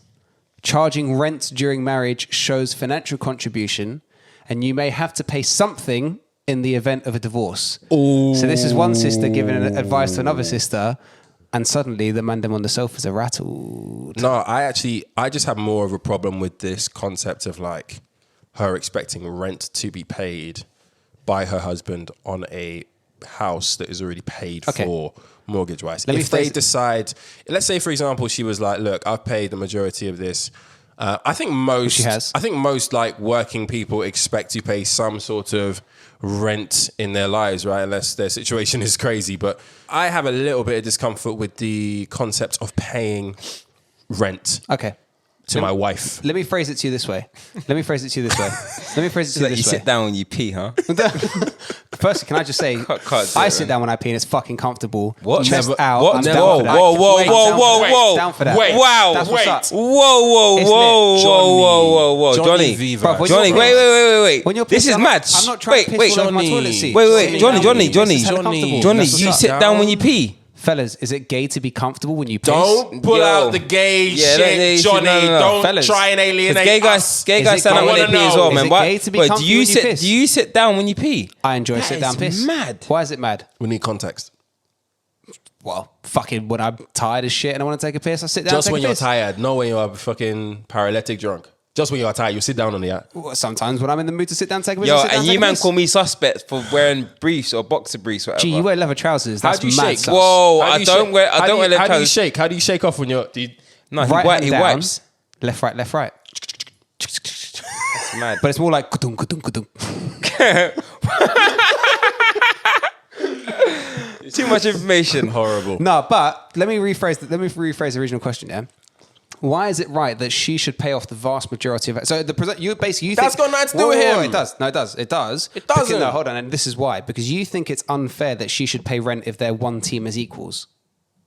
Yeah. Why should she then have paid for more of the house that they live in together than he has? Because she was going to do that shit anyway. And he would have had to find somewhere else to live. No. You're missing the point, bro. Let's say, for example, she started paying her mortgage in 2008 and then she met that motherfucker in 2017. Is that his fault? It's his fucking blessing. He's found a woman who's got a No, house. I don't think we should look at it like that. It's not his fault. That's just a circumstance. She took out a mortgage for her own independence and to own her own place. That's got nothing to do with the next man. If he comes into the situation, he doesn't owe her because he didn't contribute as much to her mortgage as she did. She took out that mortgage herself. So that It's she got could own her own shit. You just answered the point yourself. But she so still why owns should she it. give it to my But man? she still owns it, irrespective. She still owns that place. Okay, so then why shouldn't he pay her rent if she owns it? Why should she give up ownership? Because him paying rent to her is just cash in her pocket. Them as a married couple could utilize that money for loads of different things. So why shouldn't there be a share? Okay, so the point that she's making is that the bills shouldn't be split evenly. The bills should reflect the fact that she owns a house, as we both agree. No, I and agree he's with that moving in though. there. I agree with that. get it, but like... I agree with that. Like, boom. Personally, me personally, if I was to like, let's say example, my mortgage is paid off, yeah, and I end up finding someone, like I'm not gonna start charging them in it, like to stay here in it. But if I was to take that approach, I would want it to equally reflect. You know what? No, fuck it, I won't. Yeah, no, I think bro, what I'll do, I'll just assign a couple of bills to my other half's name. You know what I mean? That's the same net effect. You're No, asking like for for an example, increased rather than contribution saying to I'm their side of the taking ledger. X amount from you, just to make sure that if I was her and I wanted my man to still feel like he's doing man shit or whatever, like assign a couple of utility bills to his name, or let him decide where he wants to contribute. Okay, wait. So hold you get on. it? So if my man pays £500 a month more in bills, is that palatable to you? What do you mean? So basically, you're complaining that he has to pay her rent. All Yeah, right? if he's paying £500 in bills, that to me, fair. that's fair, isn't it? Yeah. Like, so basically, your argument is that the extra £500 a month contribution Just isn't don't the call it problem. rent. Just don't call it rent. Just don't call Yeah, it they rent. call it You're rent. sick. Manchester. I'll call it rent. Yo, imagine, your missus pulls up to you, and says, imagine your missus pulls up to you But at and the same says, time- no. and says your rent is due. But what needs to be said and what needs to be reiterated from my point is, just because you have paid off your mortgage does not mean you still don't have responsibility towards the upkeep of your own home. So you offsetting those bill responsibilities to your other half just because they had nothing to do with your overall mortgage payments, for me, is still a bit weird, because you'd be paying those bills anyway. Yeah, but you wouldn't be living in the house, bro. No. No, he's got man's got to contribute something, innit? No, contribute something, bro. Because I not my point. think That's not my it's point. worse off. Yeah, That's my not- man's there chilling rent free. No, that's not my point. I think Just scratch these boxes, them balls, and you're shit. always Oh.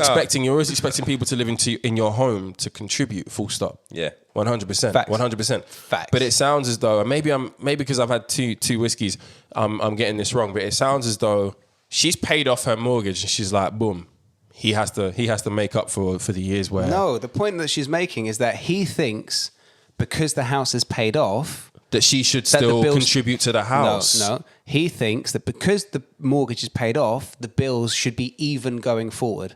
That's what I just said. So he thinks that she should still contribute to her home. I agree with that.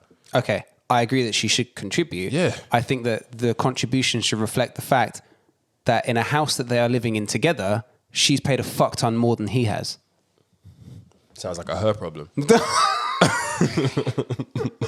Anyway, I think we came to the conclusion that as long as we don't call it rent and we call it bills, Don't call it rent. Don't charge. Then it's all right. Don't charge me rent and call yourself my wife. you man are sick. You man are My sick. wife charging me rent. What the huh? Imagine your wife Come telling like you- gigs, landlords. Yo, listen. Imagine your missus saying your rent's late. Your Imagine rent's that. due, motherfucker. Or your missus telling you, like, in the heat argument, yeah, but you're the one in the riz. And then she says, I blowed you for 3 months. Like, you know what I mean? Where my money?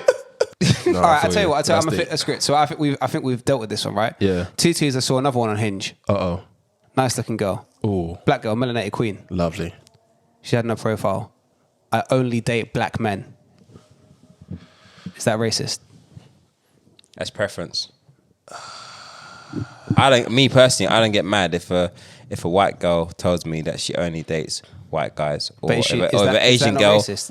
No, it's your preference. Is preference racist? Your preference on attraction. I don't think that's racist. Why? 'Cause that's your preference. That's what you're attracted to physically. Okay, but what if you're doing? Some people only like, for example, redheads, isn't it? Okay, so what if you're Are doing we- it? What are you doing? What if you're doing it in an exclusionary sense? So you get a white girl that says, "I only like white guys because I don't like black men." I don't. So like that's that different. is- That's so that different, is- though. that's where I That's come different, in. though. I'm basically saying that you're physically attracted to who you're physically attracted to. Yeah, there are some black people who are physically only attracted to white people or Asian people. Right? I got family like that. You get it? But that's different to having a preference because you have a dislike for another. So you're down for positive discrimination, but not for negative discrimination. Yes. I think Like positive. I need to. I don't know, personally. I don't know what you mean by positive discrimination in it, but I just think that if you have a preference on who you like, right, regardless of the color, no one ain't complaining when the white girl only likes black guys, innit? No. So we need to- Or vice versa. But I'm just saying, like, get into so if one person or like I don't know, a Ghanaian person only likes their own, or if one race only likes their own, then so be it. You know what I mean? Like, fuck it. I want to start this off by saying I think that anybody with really fixed preferences is a fucking weirdo. I've really never understood people who have really strong preferences associated with culture, race, looks. Like I know what it's like to be fetishized. Fetishized. It's a horrible feeling, but to be honest, you know what my humor's like in it. I laugh at it, and I just find it such a weird concept. Like, I've never, ever said to myself, like, I find one race more attractive than the other race, because without sounding like a tree hugger, heal the world type motherfucker, like, there's so much beauty across the spectrum, right? So I don't understand how you can switch off that attraction depending on the race.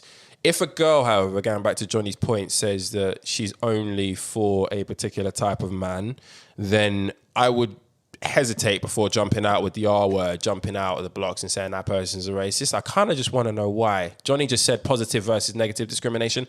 I want to know if the reason why you don't, or you do want to be with a particular person is because you just love that race, culture, whatever more, or if it's because you feel like the other races, cultures, types are beneath you and an impossible thought. If it's the latter, I think that's quite. If it's the latter, that's when I can start saying that this is potentially a problematic racist thing. I don't know. I think the way you rolled out that question was quite acute. I don't necessarily think there needs to be a reason for that. I know many black people who are only attracted to black women. Have you explored why? Have you explored why? Or only attracted to black men. It might be just because of their features. It might be because of the culture. It might become different, but not because per se that they do not like white people or Chinese people or such. And vice versa with like Chinese people or Asian people, they might say that they're just attracted to their own, and nothing wrong with being appreciating your own. No, I just feel like it sounds weird if you go that it sounds more weird for black people or for white people, but it don't sound that far-fetched for someone of like an Oriental or Asian background. You know what I mean? I apply the same rule. Sorry, Johnny, I know you're jumping in, but like I apply the same rule. I know what it's like to, as I've said, I know what it's like to be told by an Asian girl that if I were to bring you home, my parents would chop me up into pieces and send me back home. Do you know what I mean? I know what that's like. So that for me is a idea or a mentality based on racism. Yeah. However, if that same girl said like, I want to, for example, I want to instill certain cultural values or ensure that I have the opportunity to instill the maximum amount of cultural, racial, whatever values in them. So as a result, I want to get with somebody from my culture, get with somebody who understands what it's like to be from where I'm from. How can I sit here and say that you're racist?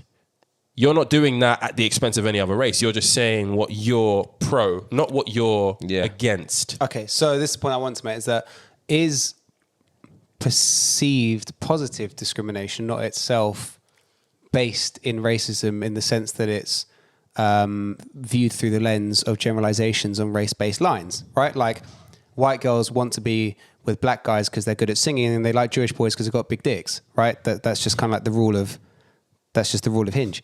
But no, on a serious level, like even like say white girls, so like I don't know how fucking big the portion of the pie is because they obviously don't match me, but white girls who like black guys, right? Are they not pandering to stereotypes about the sexuality or sexualization of black men? Are they not putting presumptive characteristics and features either on your character or your physicality that conform to expected racial standards? If they haven't mentioned it, how the hell do we know? Like, if as I say, I've been in situations where a girl has been like, "You're fit. I love me some black boys." Right? Like, but then on the other side, I've been with white girls who have been out with black boys, white boys, Asian boys. Like, it really does depend on what your intentions are and how you view attraction. And that's why I started this whole thing with like preference.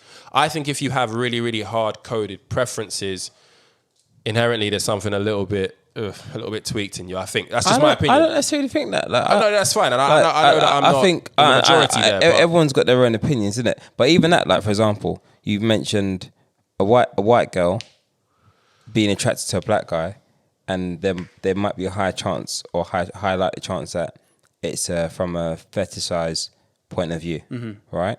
But then that same white girl, if she probably has a preference for dating white guys, then that could be seen as potentially a racist approach.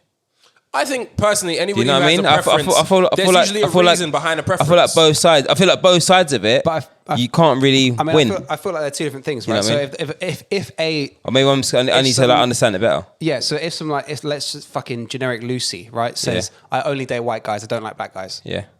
Okay, that's a bit sus. I think that we'd all kind of conclude that maybe Lucy Yeah, it's language. I only like. needs to season her chicken. It's language. a little It's bit all more, about innit? language. Yeah, It's all that's about fine. how much they expand. But if Lucy says I'm only into black guys, right? What is it that drives Lucy's perception of black men that makes them attractive to her? But we have to ask that question, which is why I'm not part of the culture that just jumps out of the gates and says that people are racist. I need to understand more about why Lucy is saying she's only attracted to black people. As I said, if we scratch beneath the surface, chances are that the reasons that Lucy comes with are going to be slightly problematic. So this is basically I'm sure. So but we have to get to that point and ask to find that out. And I agree. Yeah. And I agree. So the first thing to say on record is that all three of us here have been in interracial relationships Yeah. in the past. Yeah. We've also all been with people of our own colour or creed or fucking whatever you want to call it. But we've all done both sides of the fence, right? Yeah. The second thing is that I was listening to was I finished off because for some reason I hadn't done it. I mentioned it in a previous episode. Cornel West's Race Matters, and there is a chapter on black sexuality in that book, and a part of it is about interracial relationships, and there's a very wide-ranging chapter, and everyone should read the fucking book anyway. But specifically, you should also read that topic. But basically, a driver of interracial attraction to black men in particular is the pseudo machismo personality that it gives off, and that pseudo machism, fucking machisoism, whatever, is driven by, and particularly in America, is driven by young men who live in a hostile society that values machismo nature and also manifests itself either through confrontation with law or through dominance over women, be they black or white women, right? And so a lot of the attraction of white women towards black men in that context is by this kind of deductive nature and deductive perception of black men. So if Lucy is only into black guys because she thinks that he's big, strong, aggressive, and also does all the shit that a gangster rapper or a basketball player and can do the Azonto, is, even if she is positively discriminating and likes black guys, is her preference for black guys not itself driven by a racist perception of black men? We don't know. No matter what Cornel West writes, we do not know until we ask Lucy. And this is why people need to stop watching who other people are dating.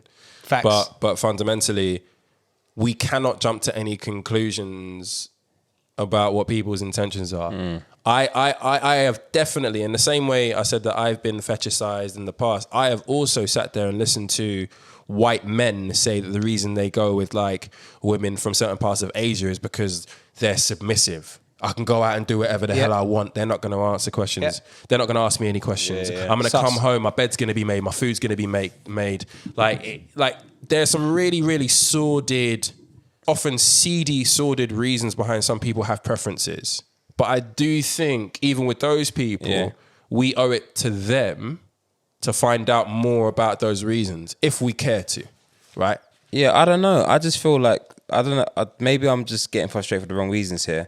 But like, if you are attracted to a particular type of person, then I just feel like, fuck it, you're attracted to that person. That's why we've got so many mixed race people of mixed like backgrounds and heritages in this fucking world. I don't feel like everyone needs to have a specific reason that is considered has like a hidden agenda, or like there's like a reason that could be questioned. You know what I mean? So another devil's advocate. Maybe it's because I come from, I mean, we all do as well, but I come from like a very multicultural family. Yeah. And like I'm mixed with a bunch of shit as well. Like, I'm attracted to different. Like, I don't really pigeonhole myself in terms of, you don't put a limit on your attraction. But that's me. But people who do, like, I know, for example, like I know sisters who are only attracted to dark skinned men, or like, you know what I mean. And how do you feel about that though? Because I need to. I'm cool with that. If that's what their preference is, that's what their preference. I don't feel like there's an ulterior thing behind it. Sometimes it might just be because they like things that remind them of their family or like of their father. You know what I mean? I know guys who are so proud to say that they like black women because like they just appreciate their beauty, whether they're white or whatever, or they appreciate them and they see motherly like traits. Yeah. I don't really feel like you must like this. The reason why you like this person, there's like bare ulterior motives behind it. No, I think You we're know on what I the mean? same page. I'm Yeah, I just hear saying that. I just think I that hear there sometimes are ulterior motives, but I think we're on the same page ultimately. Yeah. You just have to ask. And I'll say that like, so that like kind of the next point that this leads on to, right? And like the last area that we haven't discovered on this topic.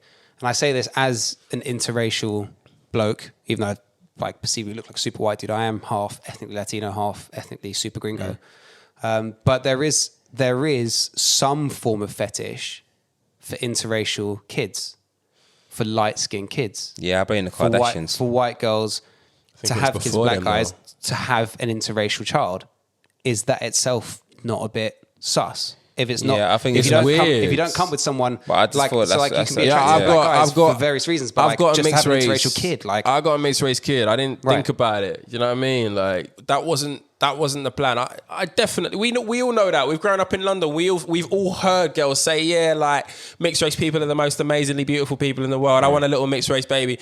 It's weird to me. I find it because strange. again, similar to my views it strange. on like attraction to adults is the same way I feel about like babies. Sometimes you got some butt ugly babies and they're white and they're black and they're mixed. Yeah. Sometimes you got some really, really beautiful babies and they're white and they're black and they're mixed. facts. I definitely feel like showbiz has like fetishized the idea of mixed race kids though. I do feel like the showbiz industry has done that, and you see it all the time on social media as well. But this like, this leads into a wider discussion into the is that appropriation. I've read articles in it and shit. Yeah, as well. so it's like it leads not into a wider discussion the appropriation of effectively of black beauty features. Like if you grew up in the 90s, if you were of sexual age in the 90s and 2000s, then white girls probably wanted to look like Monica from Friends, right? Now they all want to look like one of the Kardashians. And the only difference between Monica from Friends and the Kardashians is the big bunda, the big lips, and the sizey hips, right? So at what point does the attraction to another race's features move from appreciation to appropriation? I personally think that these views, you know, I don't necessarily think that reality TV or any of this celebrity shit has exacerbated anything. I think it's been around. As I said, like back in school, people wanted mixed race babies. Do you know what I mean? Like I feel like it's heightened, man. I don't think so. I genuinely think it's always been there. I think it's always been there. Like I think there's always been this fascination with what the Brits or what Western culture deem exotic or what they deem to be a little bit different. Right. Do you know what I mean? I almost went in on a bunch of Greek people. Sorry, actually, it was mainly German people, but we were in Greece who felt like every now and again they could come up to my boy and like touch his hair. Do you know what I mean? Like there is this obsession with what's exotic and what looks different and what people don't necessarily know about. But I think that's always existed. Yes, Travis Scott and Kylie have a mixed race baby. Yes, Kim and Kanye have 4 of them. Yes, you know, Chloe has a few. Like, but for me, maybe on a popular culture standpoint, of course there's going to be an effect to that because they have genuine followers. But for me, it's always been around. Like, I definitely think it's always been around, but I definitely feel like it's been heightened. maybe. I do feel like it's been heightened recently. It's a good conversation. Like at the end of the day, like, and I think we've touched upon this before, Johnny. Like if for example you said, you know what I mean, I want to find a nice Jewish woman so that I can instill all of the Jewish values and have my nice little Jewish family. Like, who the fuck am I to say, yeah, nah, bruv, that's problematic. No, that's not. Yeah. Like, but if I spoke to you and was like, Johnny, like, since when you've been on this thing, I've known you for years. Like, you've been out here on these streets. You know what I mean? Like, good Jewish boy, I'm well behaved. Just for the record, innit? but like, you know, why do you have this view? And if he told me about it, I was like, ugh, Johnny, that's a little bit weird. Then it's only at that point where I could be like, yeah, Johnny, that's a bit mad, bro. But okay, so like say for example, we had that chat and I was like, do you know what, Rich? Like, I'm really only into dark skinned black girls. I don't really want to touch anything else. I'm only into dark skinned black girls. The same question. Why? Yeah. From when you say I am only into anything, how can my next question not be why are you so Maybe fixed? because he appreciates their beauty. They be So then tell me that. he loves their skin. So then tell me that. All right, cool. But that why? Okay, that's an innocent why then. Like it's not like it's a I'm why not where saying like that there's always what a is the sort of- reason? Like what is that? But that's But what comes to my mind. when You know what I somebody mean? says, I only like, for example, You have I to own- ask why. Yes, Yeah, if somebody says I intent. only That's what it like, comes down to its intent. Imagine if somebody says I only. but, hang on. Imagine yeah. if somebody says I only like Pepsi. Yeah. One for you. You're gonna ask them why, innit? I'm not, maybe this is me. I don't give a fuck if you like Pepsi. You know what I mean? Like I don't know. Nah, Just- but if somebody comes and is like, I only like fucking. I don't know. Kicks, I just for feel like example. the I'm why. only wearing Jordans. Yeah, when we spoke earlier, Zav. yeah, I was going to talk about that right at the end as well. I had a problem when I was packing for Stockholm. Yeah. I just realised that I have way too many Jordans. Oh, do you? No, you. Yeah, I got way too many Jordans. Oh, do you, Zav? I need to Fucking diversify. Like, you know me, and I'm super liberal on this thing. Like I really couldn't give a damn. But as I say, from both sides of the argument, I kind of understand people's right to being attracted to whoever the hell they want to. But I also am not ignorant to how weirdly people form their attractions. If you wish to share to me, the minute you decide to get into a discourse with me as to what your hard-coded preferences are, the minute you open yourself up to questions as to why you think the way you do, For real. your best bet, your best option is to just be like, it's just to go about your business. Go about your business. Bang whoever you want to bang. Hey, bed. Date who you ever want to date. Hey, bed. And then maybe I will come to a conclusion in my own mind based on your previous exes and your current that you have a type. Exactly. But like, I'm not going to ask questions unless you decide to volunteer the fact that, yo, I only go with girls from China. Because they're submissive, which I've heard. That's where. So when I pose the question, it's basically where do you find the line? I think Yeah, bro. whoever that I've crosses heard the line. that shit, that bro. crosses the line. It's innit? crazy. That crosses the line. But innit? anyway, that that's crosses a the line. good fucking conversation. Twitter's fire, bro. I should get on it's- Twitter more. You man need to get on I'm Twitter. scared bro. of Twitter, man. It's lit. I'm shook of Twitter. It's lit. New music. You man listen to the Lowski. Yeah, I fuck with it. But I feel like half of it I fucks with, other half I find it a bit commercial. Okay. But I think my favorite songs on there happen to be the ones that are commercial. All right. Tell me more. Bar the one that has a Carter speaking on it. He's breaking down the in terms of crime rates and demographics and the geographics of where crime is like more concentrated and stuff over a beat. I thought that was fire. I actually like the song with him and Stormzy only because I'm a massive like Stormzy fanboy as well. But it was just a tune I can just vibe with in the whip. Yeah. And the Fredo and Popcorn one, that was just bare random. But I love how like I just love how Popcorn you can just hear him from like one track with a celebrity, like a major league celebrity, and then he just like on the block with like Do you know what we call that? the range. The range. Range. Pop kind of be on a tune in some like cheaply shot video with Kano. Yeah. And then he'll be in a tune with a video with Drake or whoever next week, and then come back to Ends and be on a drill album with Lowski. Big up Popcorn. Popcorn. Big up Popcorn. I ain't heard it, but I see the interview with ZZ Mills. Yeah. We're gonna, without a doubt, listeners, we are going to unpack drill music and the impacts it has and whether or not it has a place, whether or not the criticism that it receives is warranted. There are some crusaders out there who are trying to diminish its place as a musical genre out there, which I'm totally against. But I don't think we have the subject matter right now to go into a wider conversation. We've already borrowed your ears for as long as we have this week. But we will definitely get back to that. Check out Lowski, Music, Trial and Trauma, a Drill Story. All right. Shakespearean in this motherfucker. Hey. Yeah. Hey.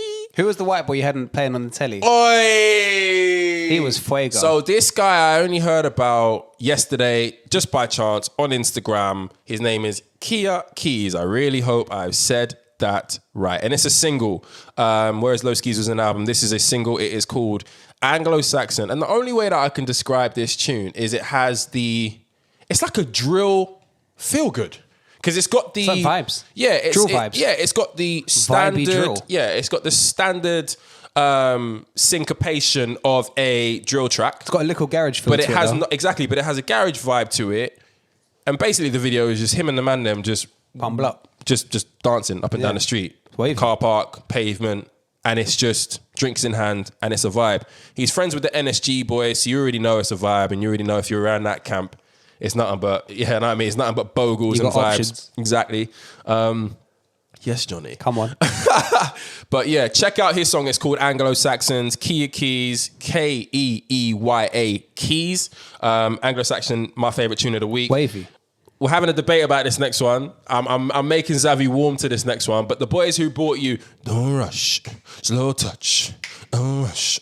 The only song that you heard for the first 2 months of lockdown.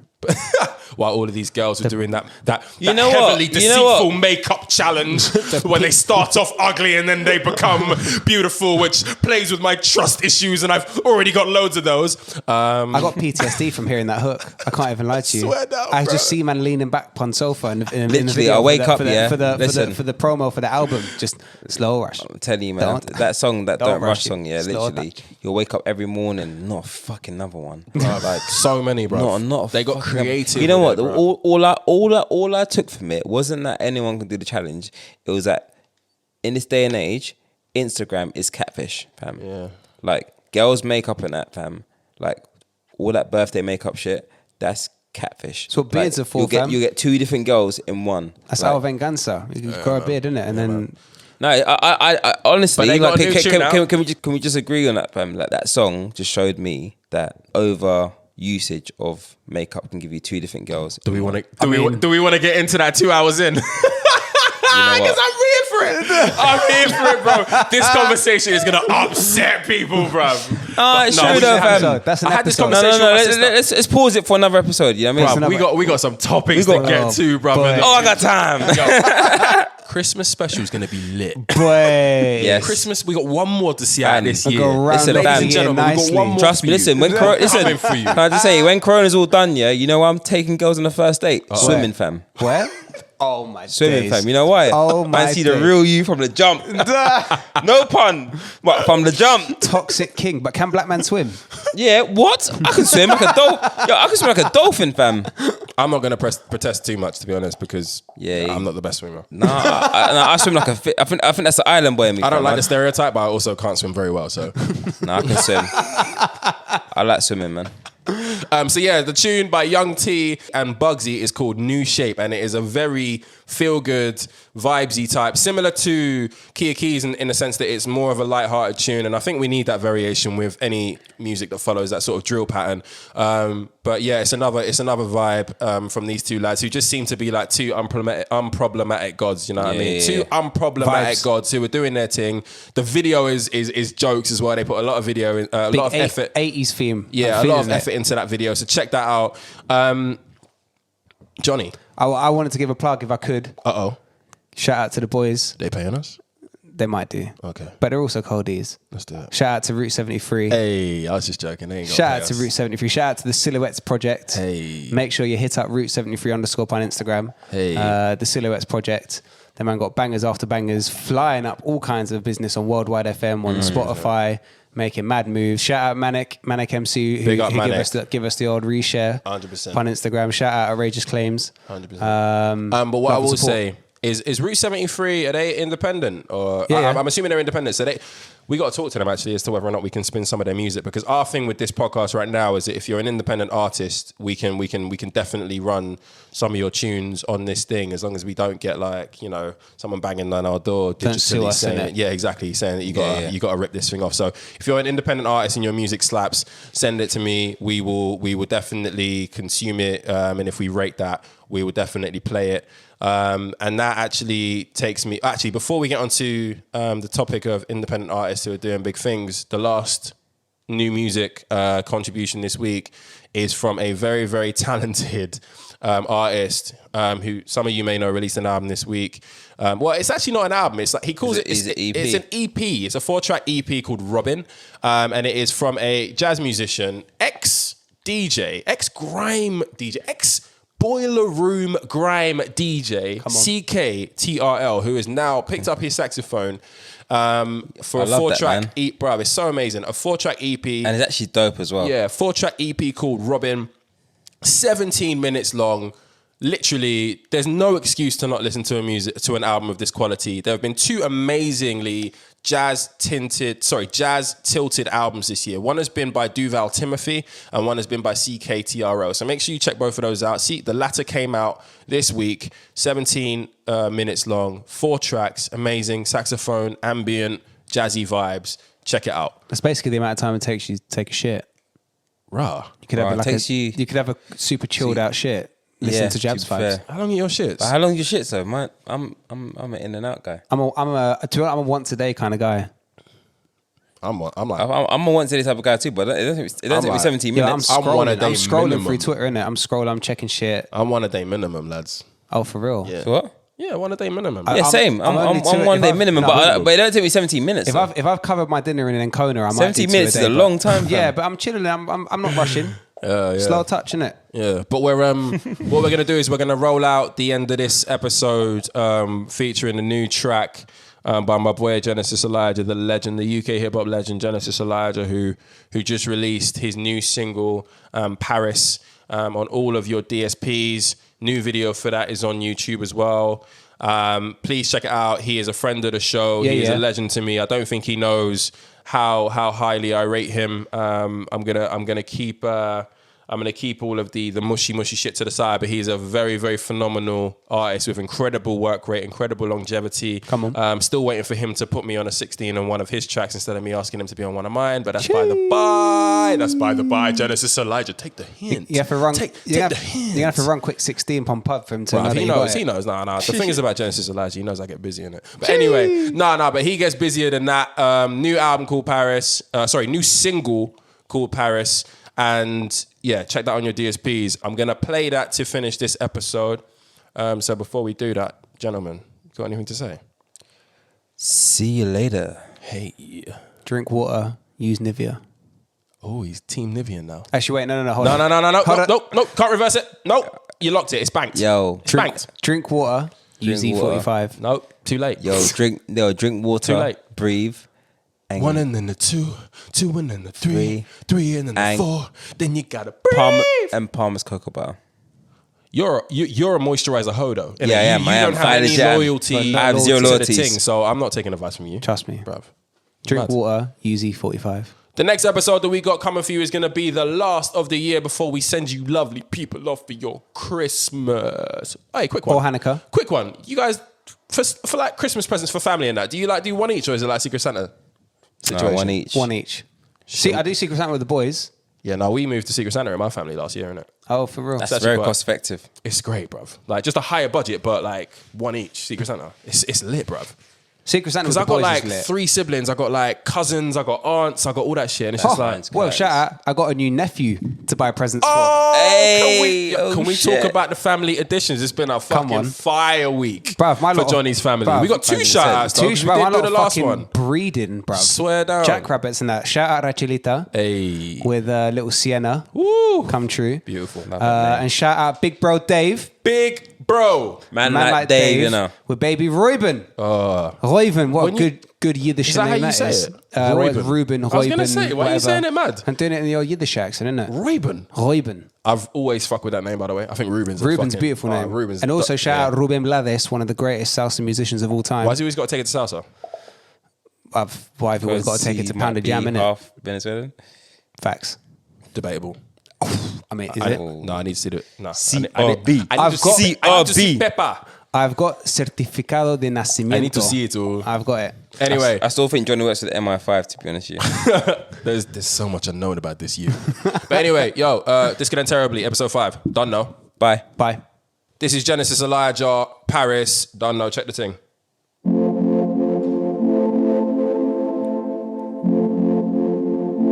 Yeah. This could end terribly. Genesis Elijah.